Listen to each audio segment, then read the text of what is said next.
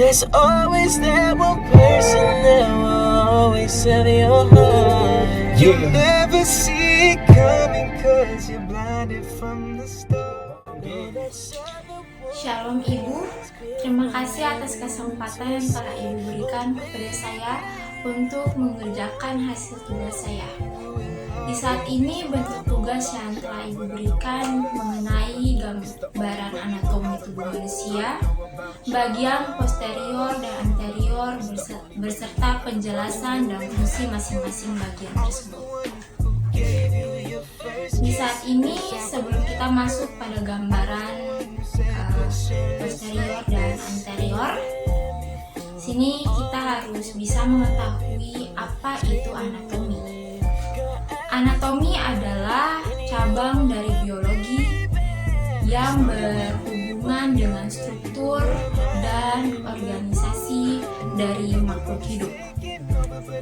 Anatomi yang berasal dari bahasa Yunani yaitu ana dan tomos. Ana yang berarti mengurai, sedangkan tomos yang berarti memotong. Saat ini kita akan masuk pada gambar anterior dan posterior. Di sini sudah terdapat gambar anterior dan posterior.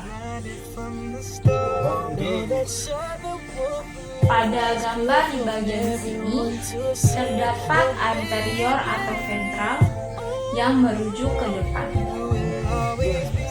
Sedangkan pada gambar yang di bagian sini terdapat posterior atau dorsal yang merujuk ke belakang. Bisa dilihat gambar anterior dan posteriornya. Ini saya akan menjelaskan bagian-bagian pada anterior dan posterior. Yang pertama, saya akan menjelaskan tentang anterior terlebih dahulu. Ada 10 bagian yang terdapat pada anterior. Anterior yang pertama terdapat frontal. Frontal atau dahi yang memiliki fungsi sebagai pelindung otak serta bola mata. Yang kedua ada nasal. Nasal atau hidung yang memiliki fungsi sebagai indera penciuman. Yang ketiga ada torasikal atau disebut payudara yang memiliki fungsi sebagai tempat reproduksi ASI. Keempat ada mamaria. Mamaria atau putih yang memiliki fungsi sebagai tempat menyusui. Yang kelima ada brachial. Brachial atau lengan yang memiliki fungsi sebagai pelenturan lengan pada sendi siku. Yang keenam ada umbilika. Umbilika atau tali pusat yang memiliki fungsi sebagai plasenta menjadi pelabilitas atau kelangsungan hidup, memfasilitasi pertumbuhan embrion dan janin. Yang ketujuh ada pollex. Pollex atau jempol yang memiliki fungsi sebagai pencegahan pembekuan ke samping. Yang kedelapan ada palmar. Palmar atau telapak tangan yang memiliki fungsi sebagai jembatan antara pergelangan tangan dan jari. Yang kesembilan ada fibular. Fibular atau tulang betis yang memiliki fungsi sebagai penahan beban atau berat badan tubuh. Yang ke-10 ada hallux.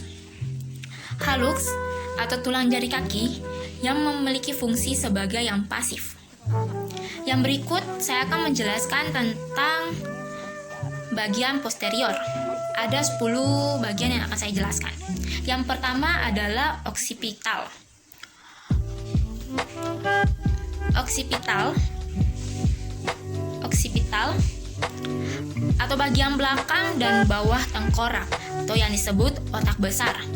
Fungsinya sebagai gerak sadar seperti kontraksi otot dan rangka. Yang kedua ada akromial. Akromial atau bahu yang memiliki fungsi sebagai penggerak tangan. Yang ketiga ada vertebral. Vertebral atau yang biasa disebut tulang belakang yang memiliki fungsi sebagai pelindung untuk sumsum tulang belakang. Yang keempat ada skapular. Skapular atau tulang belikat tulang sayap atau tulang bilah yang memiliki fungsi sebagai pembantu penggerak bahu, mendukung penggerak dada dan penyambung tulang.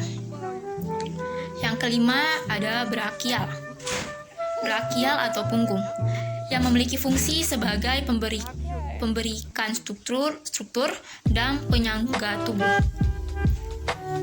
Yang keenam ada olecrani atau bahu.